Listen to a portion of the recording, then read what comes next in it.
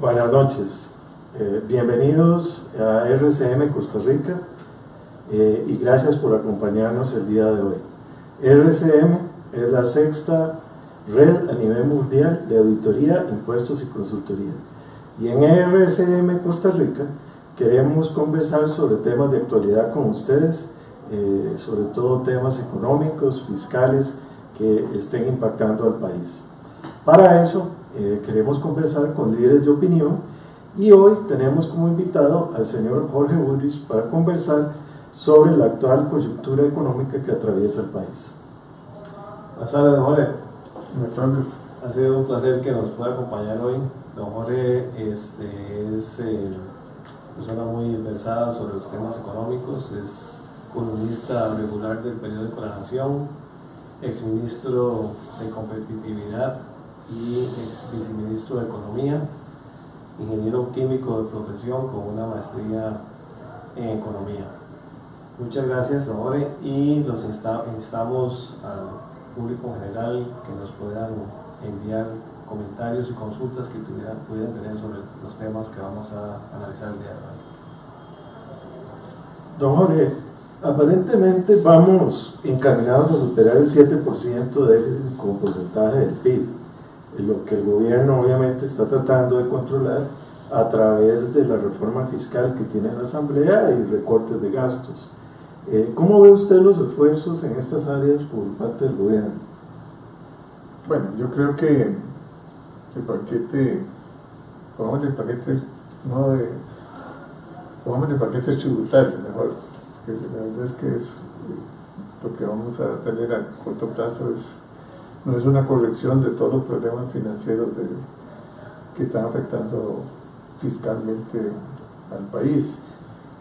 Bueno, para mí lo que podrá generar este paquete es más o menos el 1.7 del PIB. Esos son como unos 600.000 millones de colones.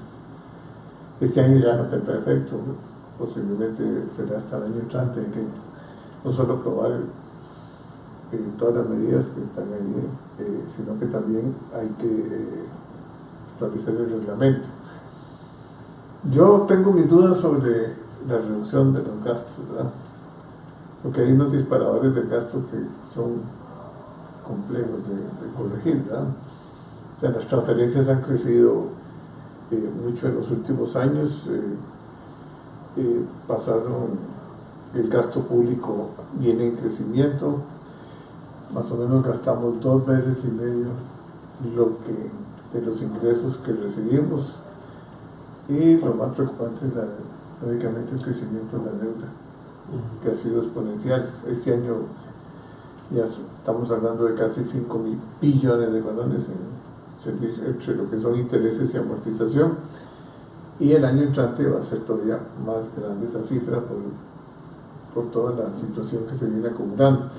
El déficit este año va a terminar en un 7.3, 7.4, y hay una situación también que tiene muy preocupadas las autoridades, que es la contracción de la economía, ¿verdad? Y entonces se va a recaudar menos de lo que habían previsto, ¿verdad? Recuerda que los dos impuestos más importantes son impuestos de ventas y los impuestos sobre las utilidades. Esos los dos grandes ingresos luego vendrán sobre importación de carros y otros, pero ya hay una contracción, y definitivamente lo más importante es ahora buscar cómo volver a entrar en una actividad económica como la que traíamos, ¿no?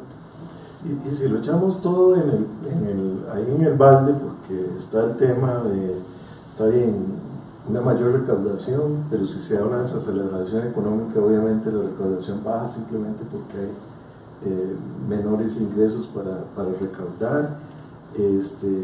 Está el tema del gasto, que casi que se quedó para un segundo capítulo. Tal vez uno pensaría que ahí el peligro es que el freno a la economía puede ser tanto que realmente el gobierno no logre sus metas, pero ¿cómo lo ve usted?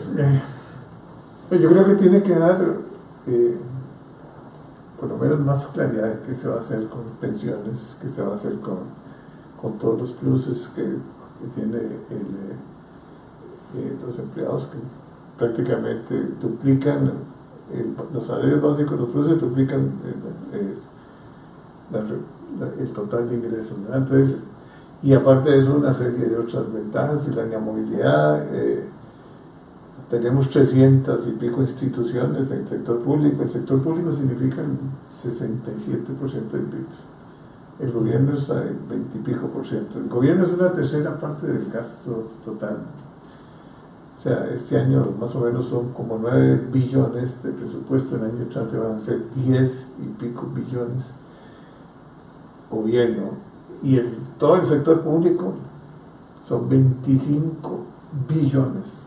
Si tenemos un PIB de 35 o 36 billones, o sea, estamos hablando de que el sector público de Costa Rica está sobredimensionado para una economía como la nuestra. Y aquí lo más importante es el empleo.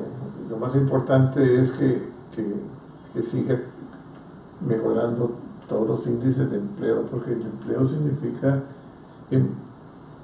quitar pobreza. No hay otra manera de combatir la pobreza si no es con empleo. Y tenemos también un problema, un aparato complicado en la educación pública, que no, a pesar de que le hemos pasado muchos recursos, ¿verdad?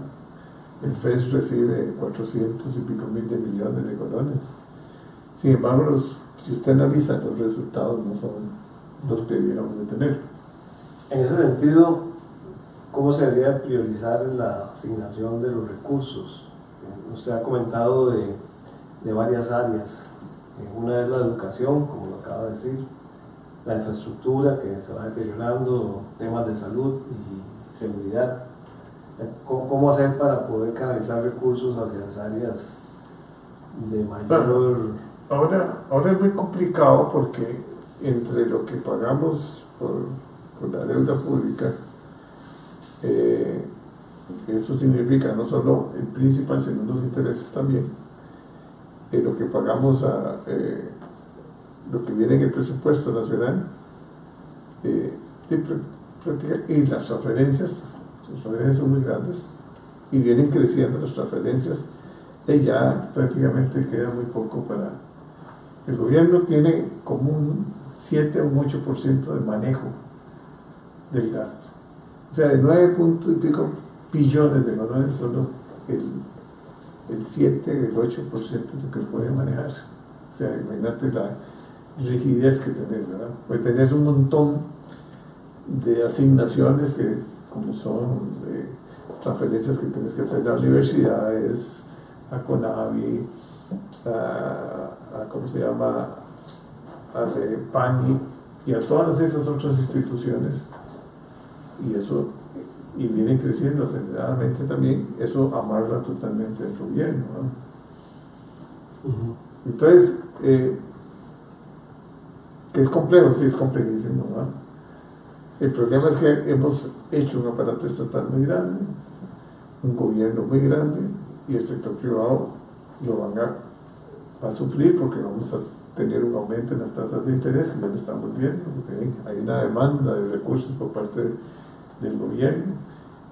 El Banco Central también va a tener que, si requiere recoger colones, va a tener que pagar más intereses, ¿verdad? Con el agravante también de que la deuda pública cada vez es más de corto plazo, cada vez con intereses variables, porque la gente no quiere correr muchos riesgos, ¿verdad? Y con tasas de interés más altas, ¿verdad?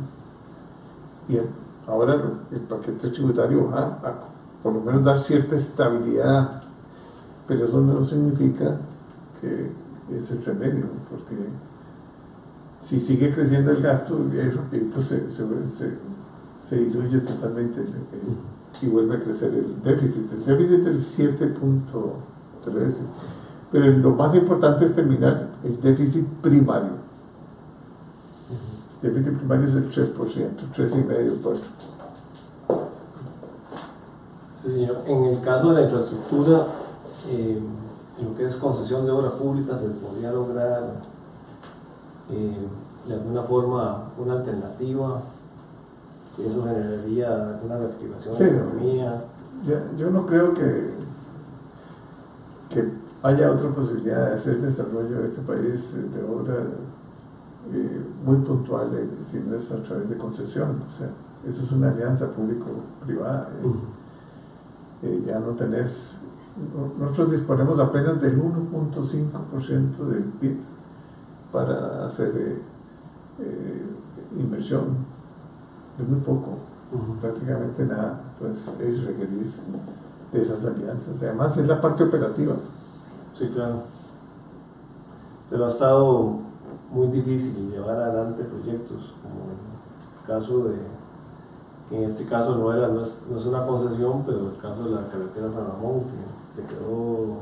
Ahí se hizo un fideicomiso a través del Banco de Costa Rica, pero, o sea, en esto de las carreteras es toda una especialización, ¿verdad? Hay fondos importantes que podríamos captar, pero hay que capitalizar, hay que no puedes hacer una empresa con puro endeudamiento, ¿verdad?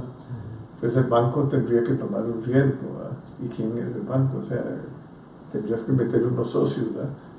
En fin, yo tengo mis dudas que la figura del banco en el Banco de Costa Rica camine con él, por la falta de experiencia, ¿verdad? Sí, sí, claro. Algunos sectores del país podrían decir que se puede requerir algún tipo de privatización de servicios, se puede lograr algo en la reducción del gasto por esa vía. Sí, yo creo que, o sea, el Estado tiene que redimensionarse. O sea, es extraño que nosotros tengamos una fábrica de licores y tengamos todavía un montón de instituciones que no están jugando ningún papel importante en el modelo de desarrollo que tenemos y la visión de futuro que tiene que tener Costa Rica, a la cual tiene uno que ponerse de acuerdo. Y toda la gente nueva que sale de las universidades tiene que ver qué oportunidades va a ofrecer. Pues estamos globalizados totalmente. Claro. Entonces, no sé, hay miles de nuevas oportunidades, pero también tenemos que tener la mano de obra calificada para esas oportunidades. Sí. Tal vez, amor, cuando uno oye todo esto, una de las cosas que me preocupa a mí es que el gobierno viene hablando mucho del tema de aumentar la recaudación, habla del tema del recorte de gastos, aunque lo que ha hecho no es tanto. Pero digamos, tal vez a mí lo que más me preocupa es que la tercera pata del banco, que es el tema realmente del desarrollo económico, aumentar la productividad del país, no se habla tanto o no se ve una agenda clara de parte del gobierno, ¿verdad? Y claramente uno no puede sacar un país adelante a punta de aumentar impuestos y recortar gastos. Eso es, en largo plazo, claramente el país lo que necesita es que crezca su economía, que aumente su productividad, cosa que siempre está en los hombros del sector privado, porque es ahí donde se produce. Pero entonces me queda la duda y quería oír la opinión suya de lo que usted ve que está haciendo el gobierno, lo que está proponiendo, ya no solo desde el punto de vista simplemente de hagamos un parche y recojamos más impuestos y recortemos algo de gastos, sino para los próximos 10, 15, 20 años, ¿cuál es el modelo de desarrollo económico que va a seguir el país? O sea, yo creo que ese es el gran tema. Nosotros tomamos una decisión de globalizar y abrir nuestra pequeña economía, que es una economía totalmente dependiendo de 4 o 5 productos de exportación. Ahora tenemos 100 y pico de productos de exportación, muchos mercados, colocamos, el país tiene que depender de las exportaciones, no puede seguir, como teníamos antes el modelo, muy cerrado, mercado común centroamericano y 4 o 5 productos agrícolas. Ahora ya es otro mundo. Pero ahora es un país que lo que va a tener que vender es servicios. La economía va a servicios, pero servicios de alto valor agregado, porque tampoco podemos competir con mano de obra barata. Tenemos que irnos ¿cómo se llama?, a una economía más sofisticada. si queremos crecer. Y eso tiene que entenderlo las universidades, tiene que entenderlo el Ministerio de Educación, tiene que haber conectividad, tiene que haber, ¿cómo se llama?, mucha educación digital, tiene que haber, la educación tiene que mejorar notablemente, que esa es la clave de todo. Si usted no mejora la educación de un país, no va para ningún lado. Y nosotros no podemos seguir desfasados, porque yo creo que hay que hacer alianzas públicos-privadas, ¿sí? Y aún en el sistema educativo, y tenemos que trabajar. Eso no es privatizar. La gente confunde, por ejemplo, la caja de seguro social. Yo puse un ejemplo ahí, los EBAIS son 1000 y pico de EBAIS, 1600 creo. Usted va a un EBAIS que atiende una cooperativa o que atiende una universidad, primero le salió mucho más barato que lo que le cuesta la caja, porque la caja no tiene todavía idea de costos, no saben, o sea, cuánto le cuesta una estructura como la que tiene la caja para cualquier problema médico, no tienen idea. Entonces las presas aumentan, la gente está inconforme, no hay una medicina preventiva, y una persona que quiera sacarse una radiografía, un ultrasonido, que quiera sacarse, no sé, un examen de cualquiera, va a tener que esperar ahí meses o años, ¿verdad? Y eso lo pueden hacer las clínicas. Hay un ejemplo que es interesante, que es lo que hace el Hospital Metropolitano, que lo que hizo fue con el volumen de asociados que tiene ya, compra servicios, y entonces ahí hay competencia y ahí los precios van para abajo. Y los médicos dicen que, bueno, y no, pues los médicos, en cambio de cobrar 60,000 colones por cita, y que sea cada hora, atienden 2 o 3 personas y llegan a los mismos 60,000. Pero los costarricenses tenemos salud, y no podemos estar dependiendo de cirugías menores del hospital público, porque los hospitales públicos son muy rígidos, tienen una estructura, es muy complejo, y lo que hay que hacer es comprar servicios. Lo que no puedes es privatizar, quitar el concepto de la solidaridad. Uno tiene que contribuir igual para que todo el mundo tenga posibilidades, pero que sea lo más importante es el costarricense. Sí, claro. Igual yo puse ahí un ejemplo, creo que el expediente médico llevamos invertido, no sé, 100 y pico millones de dólares, y ¿cómo es posible que el expediente médico vaya a costar esa suma y todavía no está listo, ¿verdad? Después de 10 o 15 o 20 años? Porque los años no preocupan, ¿verdad? O el caso típico es el de la carretera San Carlos. O sea, esa carretera San Carlos, ¿por qué no la hacen por concesión? Ya tenía terminada, pero seguimos con el modelo de querer hacer las cosas por parte del gobierno. ¿Qué es lo que es más importante? El usuario. ¿Quién es el usuario? El que está en San Carlos, que tiene que sacar sus productos y que no tiene otra carretera de primera, ¿no? Y estaría dispuesto a pagar un viaje. Lo mismo es la 27, se critica mucho la 27, sí, pero bueno, se puede ampliar la 27, hay un modelo para ampliarlo, pero si no estaría el modelo ese, ahí no tendríamos carretera, y aunque paguemos 300 pesos o 300 colones, ahí por lo menos tenemos carretera, y tenemos una carretera de primera. Que tal vez en esa línea de pensamiento lo que tal vez uno piensa también es, viendo el otro lado de la moneda, es si el sector privado también está haciendo lo que debe. A veces pareciera que el sector privado en Costa Rica es un poco pasivo en estas cosas y depende mucho de lo que hace el gobierno. No sé qué le parece. No, es que el gobierno tiene que ser el catalizador. El gobierno es el que hace, digamos, las directrices, el que da más o menos cierto orden de prioridades. Lo que no puede haber es un gobierno que no tenga un concepto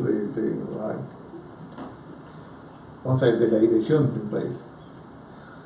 Y como aquí ya se nos volvió esto un caos en el sentido que todo el mundo opina de todo. Entonces tenemos que ir concentrándonos y decir, bueno, pues por aquí tenemos que ir.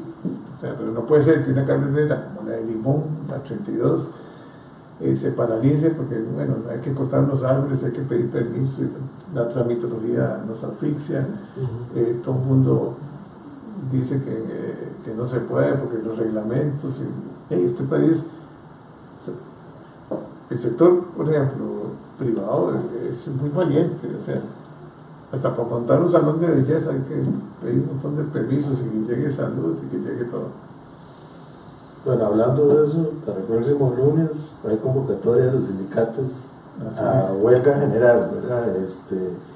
Están protestando sobre la propuesta, precisamente el proyecto de reforma fiscal que está en la asamblea, porque sienten que afecta desproporcionadamente a la clase trabajadora y a la institucionalidad pública, amenaza a la institucionalidad pública a través del arreglo fiscal. Y entonces ellos lo que piden básicamente es que el gobierno retire el proyecto y que se siente en lo que ellos llaman una mesa de diálogo. ¿Qué piensa usted de eso? ¿Están justificados los sindicatos? ¿Ese es el camino? O sea, sindicatos son 130,000, más o menos, ¿no? La realidad es que 1,5 millones de trabajadores del sector privado y otro resto del sector público que no está sindicalizado son los más importantes. O sea, los sindicatos tienen una serie de ventajas que no las tiene nadie en este país. Agarre usted cualquier institución donde hay sindicatos y va a ver usted los beneficios que tienen. Salarios desproporcionados. O sea, uno habla de que un mensajero gana sumas de lo que gana casi un licenciado. Entonces hay una desproporción total. Además, vacaciones un mes, por ejemplo el caso del INSA, si uno renuncia le pagan las prestaciones. No hablemos de la del Recope, porque el Recope ya es lo peor que puede haber en el concepto de que se ha concedido más de lo que se debe. Y no soporta un país tener tantas cargas, ¿verdad? Entonces tenemos que soportar planillas. Vamos a ver, el Recope tiene una refinería cerrada y ahí están los empleados. Tiene un proyecto de refinería, se trajo una plata para hacerlo con los chinos y ahí está. Se ha gastado un montón de plata. Tiene una estructura como si fuera exactamente una multinacional para manejar el trasiego nada más de los barcos a los almacenes, que son los tanques de almacenamiento de combustibles y esos costos. Entonces, porque pueden hacer una fiesta, pueden hacer todo lo que ellos quieran porque es un sindicato muy fuerte, pero eso no puede ser, porque los costos se los pasan a uno, a la gente que está en el sector productivo. Entonces el transporte te sale más caro, todo el problema de logística te sale más caro que otros países, además de que Costa Rica es un país carísimo, ¿no? Entonces los servicios públicos que hablan tanto, hay que buscar sistemas que agilicen y que la prioridad sea el ciudadano, el país, no el sindicato. El sindicato tiene que ser un modelo interesante de negociación, pero cosas pequeñas, no para tener unas granjerías que no las puede tener ningún otro grupo social en Costa Rica. Sí, pareciera que el país claramente tiene que arreglar su problema, tiene que hacer algo, ¿verdad? El otro día, conversando con un amigo, mutuo por cierto, me decía que lo que a veces no entiende la ciudadanía del país es que este tipo de problemas como que estamos metidos nosotros, este déficit fiscal, se arregla por las buenas o por las malas. Por las buenas es el país tomando control de su destino y haciendo las cosas que hay que hacer, y por las malas es como un organismo internacional diciéndonos qué es lo que tenemos que hacer y imponiéndonos las reglas. Y no sé si todo el mundo siempre tiene eso claro, pero no sé qué piensa usted de eso y los sindicatos tratando de retirar el proyecto y todo eso. Mira, muy sencillo. si no hacemos arreglos sostenibles, digamos, o sea, que eso significa lograr mínimo un 3,5% del PIB, que sería casi el doble eso sería más de 1.000 millones, casi 1 billón de colones. Eso, pero tiene que ser a base de ahorro y a base de mayores impuestos. Ya los impuestos son muy altos para el sector productivo, ¿no? Los costos operativos son muy altos. Entonces, al final, si uno vive en un país de competencia, ¿no? Y la competencia es el mundo, entonces uno dice, si uno no puede producir más barato, se va a otro país. Entonces, esto es sencillo, si el empleo, ahora lo que van a comenzar es a socarlo a uno lo que tiene que hacer es recorte gastos. ¿Y dónde comienza a recortar? En la planilla. Y eso que usted dice es muy cierto. Aquí si no lo arreglamos rápido, cuando necesitemos que nos apoyen internacionalmente, porque no te dan los números, no dan los números, o sea, si vos tenés que recoger plata y si recoges mucha plata, contraes demasiado la economía. Si traes plata de afuera, te va a decir el fondo, no, mire, o el Banco Mundial, o el Banco Centroamericano, o cualquier banco le va a decir, mire, yo le presto plata, pero primero la tasa de interés, el premio que usted me tiene que dar, y además usted tiene que ajustar todo, así como yo le digo. No, que yo no quiero. Bueno, entonces quédese ahí y venga a hacer el colapso que pasó hoy, el tiempo del gobierno de Carazo. Es que tal vez muchos chiquitos no se acuerdan de eso, ¿verdad? Pero ahí vivimos épocas muy duras, aunque no habían divisas, y que la gente tenía que ir a los estancos a comprar lo más elemental. Y bueno, y la economía se paralizó, se redujo, todo. Vino luego un gobierno amigo, que era el gobierno americano, que nos dio plata en el tiempo de Luis Alberto Monge. Yo estaba presidente de la Cámara de Industrias y me acuerdo que lo primero que nos dijo la gente del Fondo Monetario, del Banco Mundial y todos, era como un paquete, ¿verdad? Cierren Codesa. Ay, no, pero que Codesa, que las empresas del Estado, no, cierren. Y a mí me tocó toda esa historia. Cerramos Codesa. Lástima que no cerramos otras cosas más, pero que ahora que van a llegar aquí van a decir cierren muchas instituciones, comenzando, dejen concesión la fábrica de licores. Lo que interesa ¿qué es lo que interesa? Que los ingresos que si usted alquila, arrienda, él recibe plata, ¿ya? Y eso no es privatizar. Una cosa es la parte operativa y otra cosa es los ingresos. Sí. No, muy bien, ya se nos acaba el tiempo, don Jorge, pero muchísimas gracias por acompañarnos el día de hoy. Ojalá tengamos oportunidad de que nos vuelva a acompañar. A los que nos acompañaron en las redes también, muchísimas gracias. Los invitamos a estar visitando nuestras redes sociales y a estar pendientes. Estaremos posteando más noticias y más comentarios en la medida del paso del tiempo. Muchísimas gracias y buenas noches. Buenas noches, muchas gracias. Buenas noches.